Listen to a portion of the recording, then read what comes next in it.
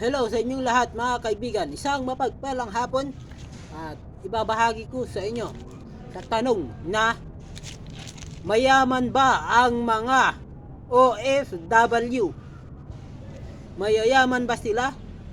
Depende yan mga kaibigan kung ano yung trabaho nila sa abroad.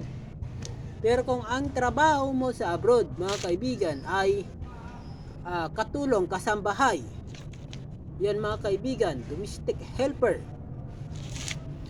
malaki din ang sahod mga kaibigan. Ang sahod nasa 20,000 pataas, depende yan sa bansa. Pero ang kinikitang yon mga kaibigan ng mga OFW, doble o triple nila itong pinagpapaguran. Okay? Kung dito sa Pilipinas kasambahay ka mula umaga hanggang gabi, doon kahit madaling araw. Doon sa ibang bansa, kahit madaling araw na, walang pahinga-pahinga, bawal magpahinga doon. Kapag may sakit ka, pwede kang magpahinga doon, pero saglit lang. Pero pagkakaalam ko mga kaibigan, kahit may sakit ka, hindi ka pwedeng magpahinga kasi wala kang kakainin. At alam nyo ba, base sa mga nababasa ko, alam nyo yung mga group page, samahan ng mga OFW, yung mga sinishare nila yung mga nila, karanasan nila doon. Base sa kanilang sinasabi mga kaibigan, kahit may sakit ka, magtatrabaho ka pa rin. Kaya hindi biro ang maging OFW mga kaibigan. Mayaman ba sila?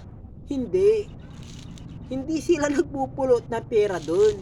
Kaya kayong mga kamag-anak na mayroong OFW nagtatrabaho sa abroad, huwag niyong iisipin na mayaman kayo o sagana kayo sa pera. Dahil kinikita ng mga nanay nyo, tatay ninyo sa ibang bansa, doble, triple nila yung pinagpapaguran. Para lang may padala sa inyo, kahit isusubon nila, itatabi pa nila, para lang may bigay sa inyo. Ganun mga kaibigan. Hindi porkit nasa ibang bansa, mayaman na o maraming pera. Diba? Hindi ganun mga kaibigan. Kaya sana huwag ninyong abusuhin yung mga binibigay ng mga kamag-anak nyo, anak nyo o tatay nyo, nanay nyo, na padala nila galing abroad. Dahil hindi yan pinupulot. Tapos malas pa nila kung amo nila masungit, suplada, mga ganon. Hindi mo alam nangyayari sa kanila doon. Tapos nangungulila, walang kilala. Diba? Hindi magpapasko sila, so ila lang doon. Kaya ko ako sa inyo mga kaibigan, pahalagahan nyo bawat sintimo na binibigay ng mga OFW pinapadala sa inyo. Yun ba mga kaibigan, hindi po sila mayaman. Depende. Kaya nilang maging mayaman mga kaibigan kung sa loob ng ilang taon kaya nilang magpundar ng bahay. Yun ay kung wala silang masyadong ginagastusan.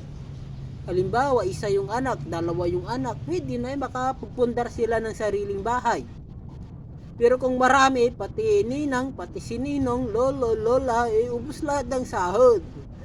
Walang maiiwan. Walang makakapagpundar nun. Kaya sana, huwag natin abusuhin. Kasi hirap na yung mga OFW . Hindi nyo kasi alam yung hirap, pagod nila doon. Tapantalang kayo, parelax lang, nanghihingi ng pera. Huwag naman gano'n, maging mapagpahalaga tayo. Lalo na hindi pinupulot ang pera, mamahalin na yung mga bilihin ngayon. Ay?